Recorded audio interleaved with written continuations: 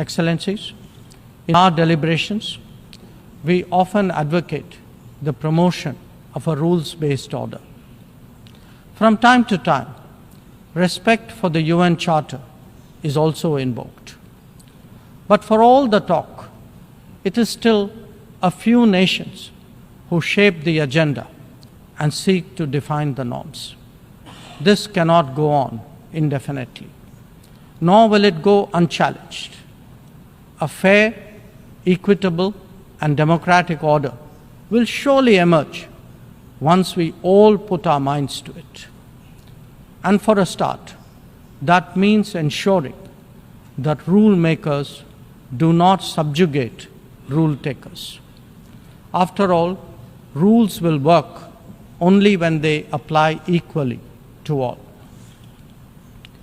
Mr. President, we must never again allow an injustice like vaccine apartheid to recur. Climate action, too, cannot continue to witness an evasion of historical responsibilities. The power of markets should not be utilized to steer food and energy from the needy to the wealthy. Nor must we countenance that political convenience determines responses to terrorism, extremism, and violence. Similarly, respect for territorial integrity and non-interference in internal affairs cannot be exercises in cherry-picking. When reality departs from the rhetoric, we must have the courage to call it out. Without genuine solidarity, there can never be real trust. This is very much the sentiment of the Global South. Next year, the United Nations will be hosting the Summit of the Future. This should serve as a serious opportunity to drive change, champion fairness, and reform multilateralism, including the expansion of the Security Council memberships. We must address global challenges imbued with the conviction that we are one Earth and one family with one future.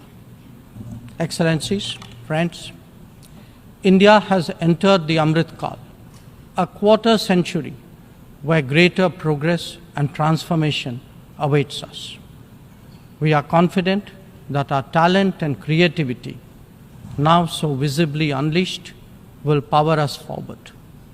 The world saw a glimpse of what is to come when our Chandrayaan-3 landed on the moon.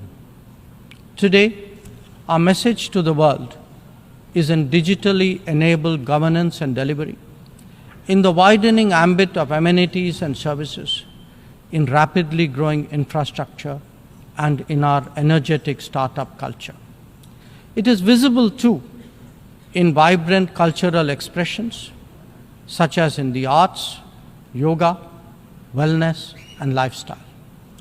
Our latest assertion is in a path-breaking legislation to reserve 1/3 of the seats for women in our legislatures.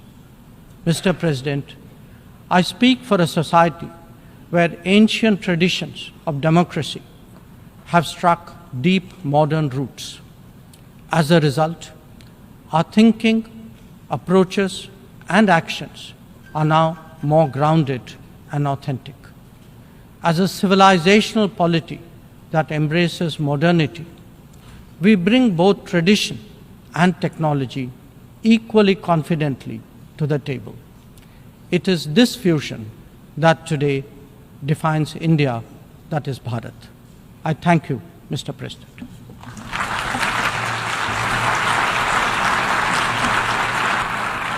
I thank the Minister of External Affairs of India.